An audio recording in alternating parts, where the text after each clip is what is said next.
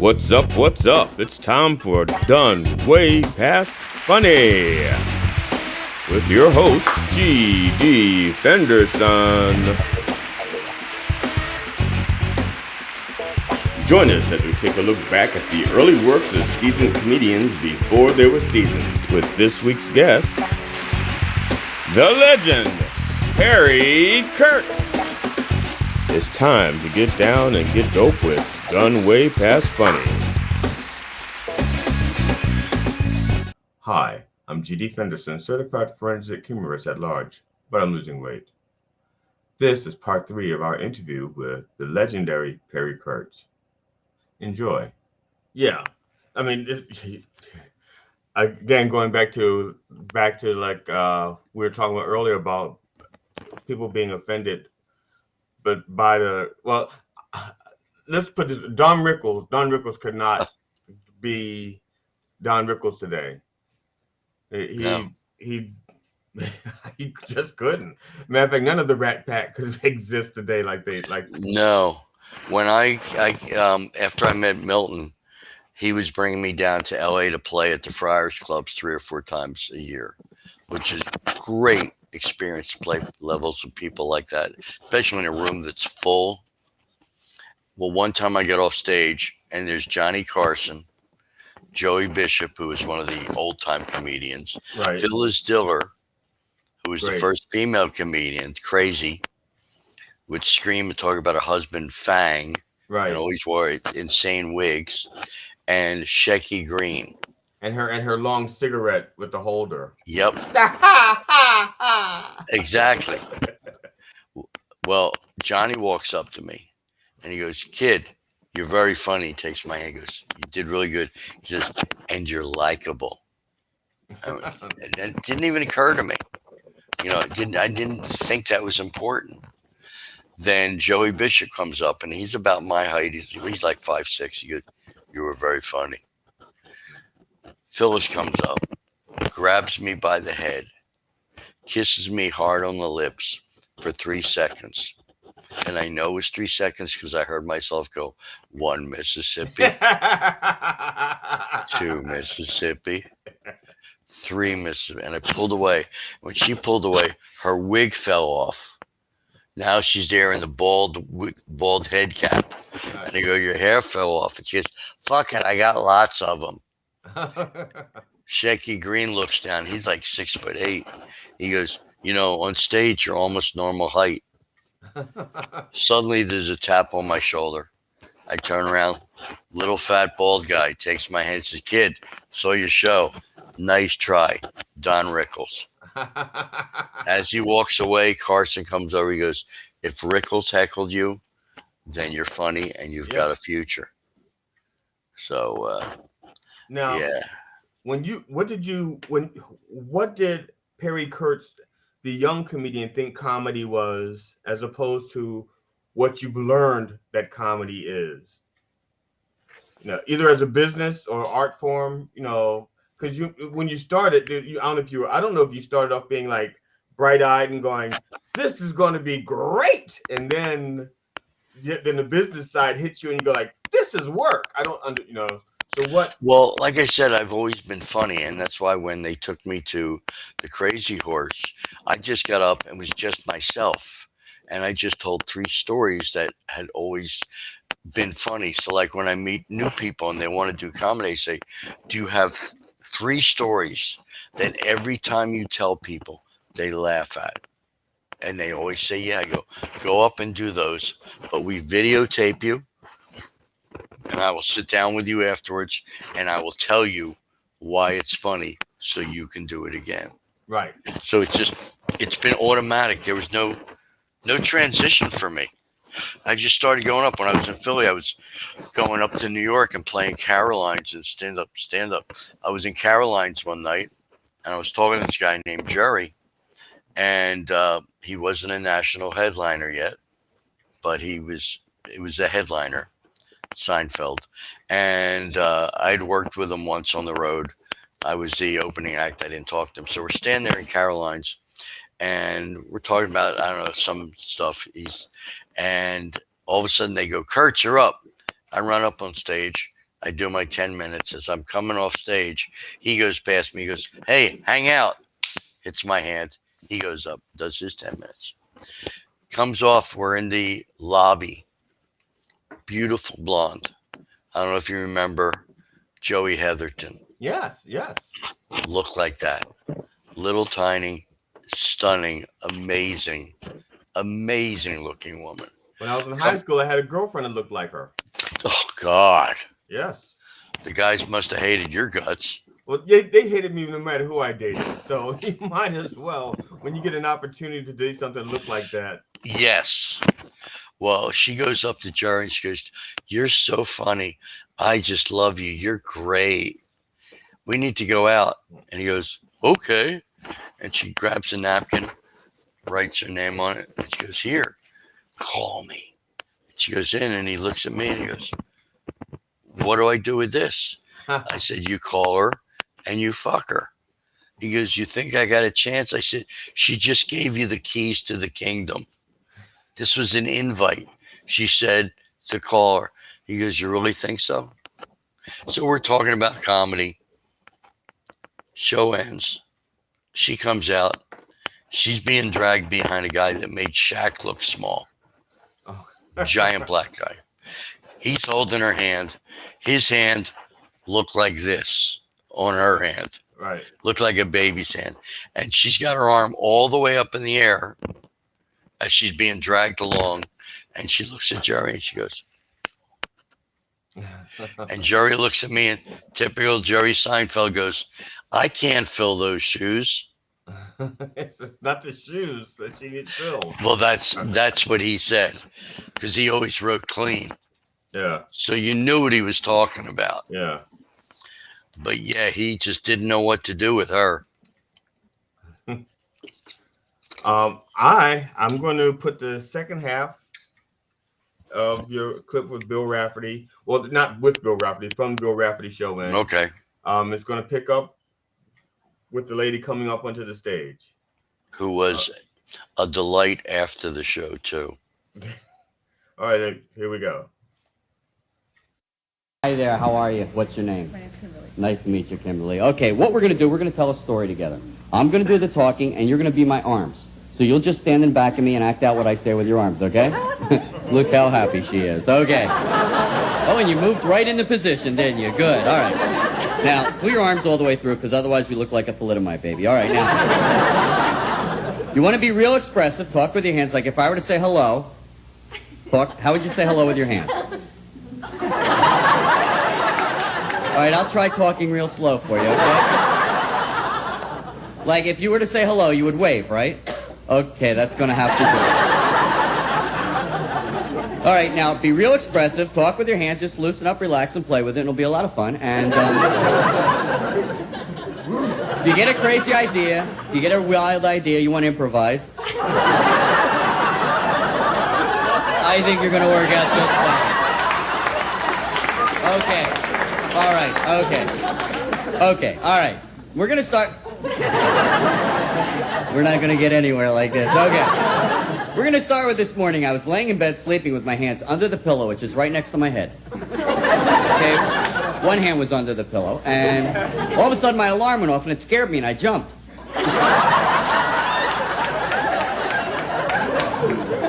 So I shut off the alarm. I got out of bed, and I stretched a little bit. And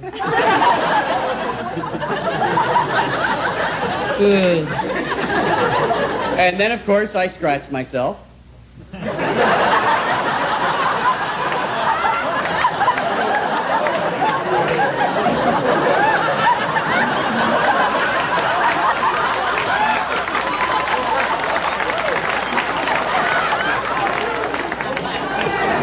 Yeah, that was pretty safe. And I go into the kitchen to make breakfast, and I pour some pancake mix into the frying pan. Pour the pancake mix. There we go. Okay, one big pancake. And I'm cooking the pancakes, and I'm waving at it. And that always helps in the cook, when you wave at your food. So they're finally done cooking. I put them on the plate, and I pour syrup on there, cut them up, and I start eating them. And I'm just shoving them right in my mouth. I got done eating, I felt real sick. Oh, my stomach. Oh, there it is.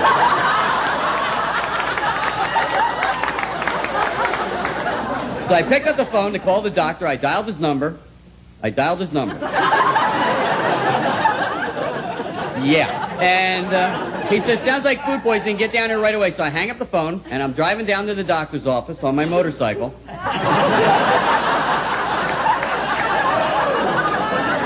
That's my favorite part. I get to the doctor's office. I screech to a halt.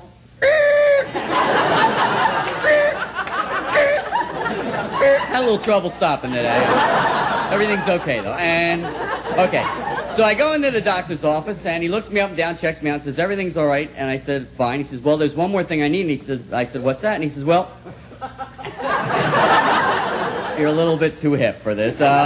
He says, well, could you fill up this cup for me?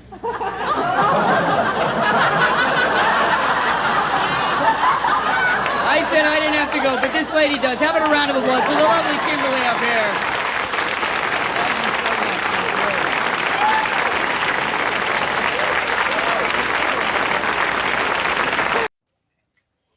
Yeah, that's still it. It still gets me hysterical because she was so good, and so she on stage too. But I mean, she was really into it, and that's what made it work. She, all the little things, okay, she kept doing this and all. She was really, really into it, and we went out for a while. She was wonderful. Now, did you know Kimberly before that? Or? No. Okay. Nope. All right. But after the show, you know, all the guests on the show stood there, and she came and said, "You're just so cute." I said, "You're just so much taller than me." And we wound up going out, and she was just amazing. So how did you manage to get on? Well, was that your first TV appearance, your television? What was your first television appearance? I don't know if it was that or Love Connection. With Chuck Woolery? Yeah. They were both around the same period. That show, I should look and see how that's doing on. I should edit that piece out, just put that up on my YouTube page or put that up on my Facebook. But the Love Connection right now has got like 330,000 views. Okay. Which sounds like a lot. It's a lot in my world. I mean, Yeah. It's a lot to me because I also have a video called Drinking Beer and Smoking Cigarettes, which has 2.7 million views. Okay. And that somebody else wrote that, a guy named John Lajoie, who's a Canadian comedian, saw me rapping at a club in Van Nuys, and he wrote, directed, and produced this whole song where I'm walking along saying, I like drinking beer and smoking cigarettes. Do I like the party? The answer is yes. And it's just like me walking around with cigarettes in my mouth, never lit one, drinking empty bottles of beer. At one point, I had like 9 cigarettes in my mouth. I had them sticking out in my ears, and I'm sitting at the table with 6 gorgeous women. And then I forget, there's a part during the song or something like that, and I relate to I say something to the audience, and they're just sitting there like, yeah, whatever. And I have people, once a month, somebody comes up to me, and they go, you're the, and they usually back up because it's such a weird video, you know. But yeah, people leave comments about it. Yeah, my jacket is my job, and my job is to rock. They quote lines from it. They post that on my other videos on YouTube. That's cool. Yeah.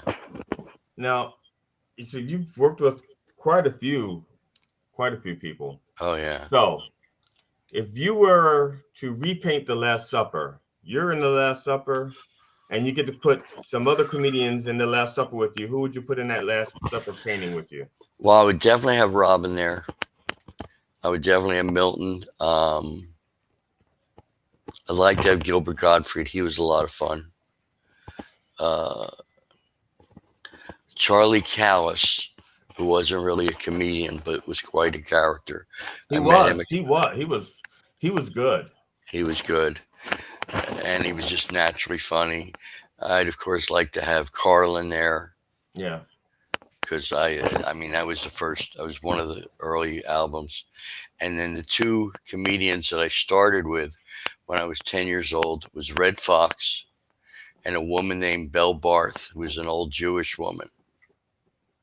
Now, Belle Barth, I don't know if I've heard of her. No, nobody from this era knows who she was. Bellebarth, and she did all dirty jokes. One of my favorite jokes of hers is there's this dumb girl waiting in the pool with her boyfriend, and she's just waiting in the water, keeping her head above the water, and she says to him, "You mean to tell me I'll really drown if you take your finger out?" So you just don't see that coming. And that's an important part of comedy, the element of surprise. But she was filthy. You know, she had, so I'm going to the Bangers Ball. I'm going to bang about 98. I thought my back would break. Went around the corner, backed another two. Went out and got another screw. You know, just filthy. So my parents had those as LPs. We had this big giant record player in the basement made out of mahogany with doors on the front and an AM radio. That's what we had when I was growing up. So I grew up with that. And my parents had a dirty sense of humor. They were always cursing and telling dirty jokes in our house. So it's just natural for me to pick up that way. Now, But, I mean, my mom and her sisters had filthy sensitive humor. I mean, filthy mouths. And I don't mean that in a judgmental way. I'm just trying to distinguish it between, like I said, in my household, as far as my mother was concerned, there was no bad words, just bad intentions. Right. So it was, but I used to listen to, like, we had shared our comedy albums in the basement. Red Fox. There was a Wild Man Steve, I think. And well, just a lot of them. So you're probably beyond getting nervous. When did you stop being nervous? Because I know I really don't remember ever being nervous going on stage because back in was in a band when I was 16 years old. All right. We backed up a guy in Philadelphia who was a major record star in front of like 1,500 people. In 67 and 68, I was on American Bandstand. Right. You were a dancer. Yeah, they started the show with a close-up of my feet because I could do the James Brown stuff across the floor, right, like that. And then they show other people dancing, and then they come back to me, and you see the rest of me in my black suit. Everybody wore black suits with white shirts and a black tie. And then the third shot, you see me, and I'm dancing with a 6-foot blonde. Now, how tall are you? I'm 5'4". I used to be 5'5.5". Okay. But when you get older, the discs in your back dry up and you get shorter. Yeah, I'm learning that. Yep. Yeah. And so every week it was me with a different blonde. A different tall blonde on purpose? Yeah, different tall blonde, just because of that image. And so when I would see a camera, I was like, millions of people are watching me. This is what I want. So I've never been afraid to get in front of a crowd. In San Francisco Comedy Day, we had about 12 or 13,000 people.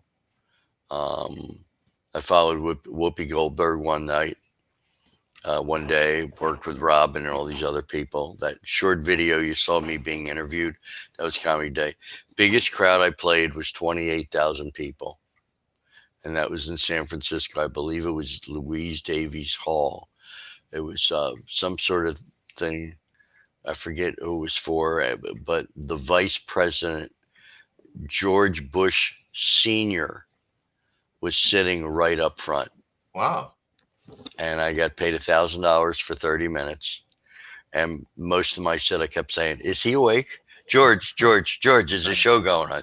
Somebody shake him. Could you make sure he's awake?" Was Because Barb with now? Was his wife with yeah, him? Because he doesn't like it when people pick on him. no, he And, was laughing. oh, okay. I didn't say anything negative. I just kept saying, "Are you awake? Is he awake?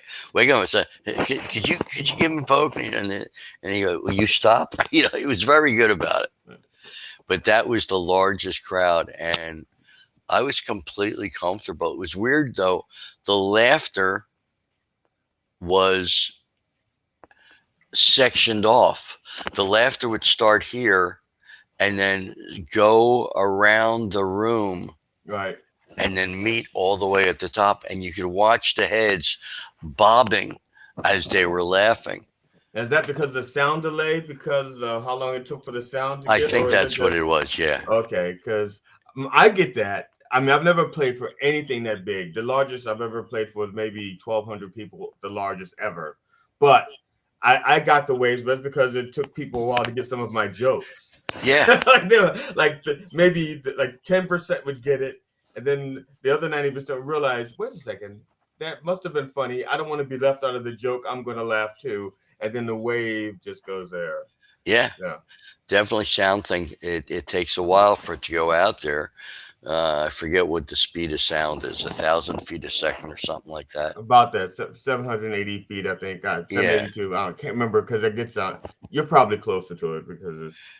I use my penis to measure.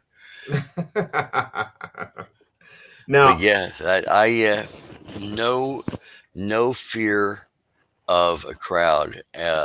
Like I said, I like hecklers, and I used to go down to Compton to the J spot to work, and they all heckled me, and I loved it. I thrive on it because I'm very interactive. mhm. And so somebody would say something, I nail something back. Hey, I don't come down to where you work and knock the dicks out of your mouth while you're working, do you? Do I? I'm Classic sorry. comeback. Pull them out of your ass. I remember one night he had a live band, and so they brought me up with the band. I sang with the band, and it was right after the "Fuck You" song came out. Right. And the guy sang it, and then he brought me up, and I did some blues with the band. And two big guys came in, and they must have been at least 40 inches wide, round bodies, perfectly round heads, with the real thin, short, curly hair, and they're wearing suits with thin black ties, and they sat right up front. And people are like looking around them, trying because they were blocking everybody's views. And I said, "Could you guys like scoot down a little bit? Nobody can see him back here." He goes, "Zurman." I said, "You're not from around here, are you?" He goes, "Oh no." "Where are you from?" He goes, "We're from Nigeria." I said, "Nigeria? So would that make you Nigers?" 2 tables were knocked on the floor. People were screaming. And I was one of the few people that were actually getting paid on a regular basis. I was getting $50 to $100 a spot down there. So I'm waiting for them to reopen. Now, when so do you still do song parodies? Or No, now I just do my narrative songs. okay. I just get up and I sing about, because song parody you think in advance. I'm Yeah. better on the spot, but nobody does what I do. I've won 47 rap battles. Nobody can keep up with me. And I mean, at the Comedy Store down south, nobody does what I do. These guys get up and they're freestyling, rapping, and they're freestyling, but they're using stuff in their head, Right. or they're It's supposed singing, to, yeah. Yeah. or stuff that happened 2 or 3 minutes ago. I'm talking about the guys getting up, or the women are walking by and the man sits down and they're taking a drink and she's waving to me and she's holding a balloon over her head.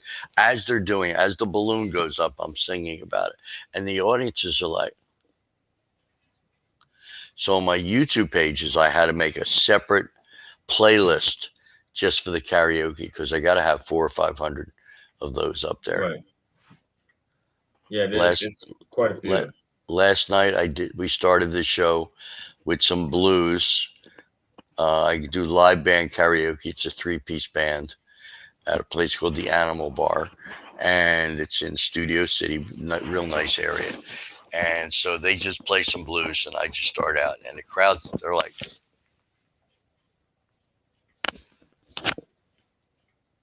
they just can't believe that I'm saying, a lady's pointing at me. I'm singing about her pointing at me. Some guy walks by, and don't forget this waitress, and she drops her tray and just picks up her tray, and she's trying to get laid, and. And then the second song I did, You Got to Fight for Your Right to Party. Yeah. That way they could all sing along because they love to get it. And the whole thing, I wasn't even close to the actual verses. But it was hard because they used background recordings of the Right. voices singing Yeah. the stuff. And that was, after the first one, I just had to say, okay, shut that shit off. And I did it. And people are coming up after me. How do you do that? And I tell them, I don't know. It started 37 years ago, and I was playing with a band in San Francisco, and a guy walked up and I read his t-shirt, and then he turned around and I read the back of his t-shirt, and I made it rhyme. And I found out I have this gift, and I call it a gift because I'm not consciously doing it. And when I'm done, I don't remember what I've said. I remember some subject matter Right. or who I talked to, but when I'm done, it's like, I don't know. So I tape every performance that I do. And I put up the 2 from last night. They both came out pretty good. They're on my YouTube, and the YouTube's called Perry Kurtz, or at Perry Kurtz. Now they've given me my new URL. Now, whenever I work with or talk to young comedians, one of the things I tell them is to video record everything they do. Yes. And the reason I say video record, because they like to just record the audio. And I have to explain to them, sometimes I say, what's going to happen is you're going to get a joke and it's going to land one night and not the next, and you're not going to understand why. And because sometimes the punchline is not just the words, it's your body language. Exactly. Or your facial expression, or even a delay before you'd say it, Yeah, we're not Stephen Wright up there. Right. And so you need to see what the audience sees, so Yeah. you can understand what you do a little bit better. Now, when you started, getting any kind of recording was a luxury. I mean, if you knew somebody with an audio cassette, well, no, actually, it wouldn't have been audio cassette. I had a cassette player. Okay, you had a cassette player. That would have been a luxury for a lot of people to have. It was tough walking in with a reel under my arm. Yeah. Although my friends, well, it's still better than having a stenographer. Now, there was actually a question I wanted to ask you, and I forgot. I didn't write it down. I remember I forgot to write it down. What? You forgot something? Oh, believe me, my wife would have said, "You what? You remembered something?" So, George, you awake? Here's the deal. You've been doing this for quite some time, and you've done a lot of stuff. I mean, I've done a little homework on you. Is there something left that you want to accomplish comedy wise? Write a script, write a play, be in a play, act in a movie, or? I would like to. I have basically 4 movies inside of me. That's crowded. That's pretty crowded. Yeah. Well, I've done a lot in my life. I drove a motorcycle full time for 15 years, right. And I put 270,000 miles on that bike. Wow. Where is it now? It died. When me and my wife went on the road for 2 years, the engine seized. We left it, couldn't get it going. And I used to give Robin Williams rides home on that all the time. See, if you knew then when that thing died, what you know now, you could have put that thing on eBay. Robin Williams and I used to ride on this bike, and you'd have gotten probably thousands and thousands of dollars for something that's only worth $30 in parts. Well, I have a smoking device that he smoked out of 1,000 times. Pot? Yeah. Because I don't drink. All I do is smoke pot. But in '68, I bought this. Okay. It's mahogany. and stainless steel. Okay. And Nice so looking. there's a screen in the middle, Right. lighted through the hole, and when you get a hit, it's just like a bong. And Robin fell in love with this. He smoked out of it thousands of times, Rodney hundreds, and Bill Maher also loved this pipe. Okay. In fairness, Bill Maher would love anything with pot in it. So When I lived in San Francisco, we hung out together a lot. And when he saw that pipe, he smoked it. He said, "Where can I get one?" And he bought one supposedly, but I haven't seen him since. So I got the years as a biker. I rode with the Hells Angels. I was on the front page of the San Francisco Chronicle, leading the Hells Angels down the street. I'm in the front; they're all following me. The 4 years as a male stripper, the shit that happened there, the fact that it was run by the mafia, and they were paying me a lot of money and all the sex. And one night, a shot rang out, and a woman sitting by the wall by Broadway, the street, just fell over, and there was a little hole in the wall, this big. And we went over, and she was dead. She had a hole in the back of her head, was bleeding down the back of her neck. And I didn't want anybody to freak out. I said, "All right, you two guys, pick her up." And so they picked her up, and they quietly carried her downstairs and let her out through they took her out through the bottom door, which led out to the street where the police picked her up. Nobody ever fucking knew. But it was somebody outside, because the windows were painted over, so it wasn't somebody who knew who they were shooting. Just somebody went, "Pow." So I got story about shit like that, and the hundreds of women that were in there. We had 8 rooms downstairs with king-size beds where women would go down there and stay all night long and get up, and they were pretty much 30% liquid after that night. They were filled with it. Then I got my marriage with my wife and the 4 kids and shit that happened on the road. And then just my life as a comedian, things I've done, where I've been, from start to finish. I mean, just that one tape, I haven't looked at the arms thing on there in a while. That was very funny. Yeah, it was. Yeah. And I've seen it. I've seen you. I've seen you do it on another thing, or someone copped your bit. But there's a lot of guys that are doing that storyline. That took me 4 years to get it down so that it worked every time. Right. And sure enough, within 6 months, 3 people said, "I just saw a guy doing it in Alabama. There's a guy doing it in Georgia." They all stole it. Yeah, so it's I guess it's like the Who's On First. It's like exactly. It's like your version of Who's On First. But nobody can do it as fast as I do, because I'm right on top of it. My brain is that quick to react to everything. Now, you talked about when you were a kid, how your father was about to beat you, and you made him laugh, and it averted the beating. Yeah. When I was 6, now I didn't start being funny until I was I never started being funny on purpose until I was a teenager. When I was younger, I was funny by accident. Yes. Or when I was 6 years old, my brother and I were punished, and we were in the same room together. He was 3 years older than me. And I was 6, he was 9. And he was really angry and bored. And he said to me, "Make me laugh, I'm going to punch you in the face." So a little incentive. It's like, yeah, Chris Rock and Will Smith have nothing on me. So that was my first attempt.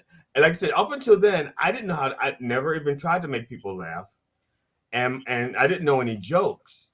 But that was the motivator. Right. So I started but I did do impressions, which I didn't know I did. And I started off with Groucho Marx. And I made up a routine real quick. I did all the Marx Brothers, and then I pretended I was the 5th Marx Brother, which at that point I did not know there were actually 6. They really were 5 Marx Brothers. Yeah. And if I had known then, I would have said I was the 6th Marx Brother. But for those of you young people, there was Groucho, Harpo, Chico, not Chico, Chico, Zeppo, and Gummo. Gummo was the oldest. So I would become Charcoal, the black Marx Brother. And so that was my first attempt at being funny, and I was doing that. And my brother also, for some reason, loved me to impersonate homosexuals and drag queens. He loved that. So, and then, Wow. and then after a while, I mean, we were punished for a week. So I would start running out of material. What So did you do? I started doing okay. I would start No, doing why were you being crossover. punished for that long? Oh, shoplifting Oh, all right. and lying about it. Okay. Yeah, I mean, That's normal. yeah. So we were punished for a week for shoplifting and lying about it.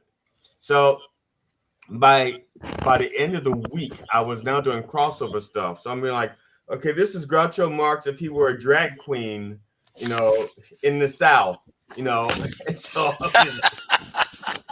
so I do the Groucho and with the Southern Wow. accent and an effeminate Groucho with a Southern accent, So, but that was it.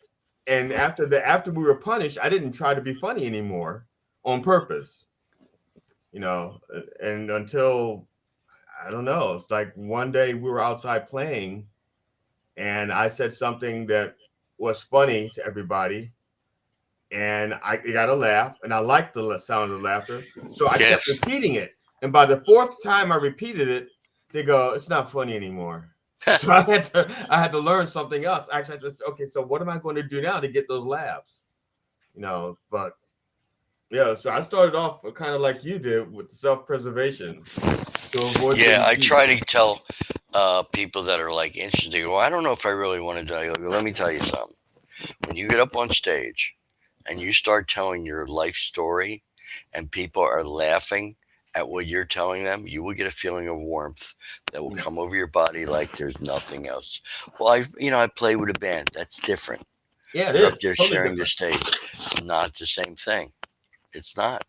No. And I've gotten so many people up to do it, and I've had so many comics tell me to stop already because some of them are so fucking bad. All right, I'll send you a load of shit. I got some good pictures too. Okay, man. All right, All right, be talk to you later. careful, will you? All right, Perry. All right, take it easy. All right, bye now. Bye.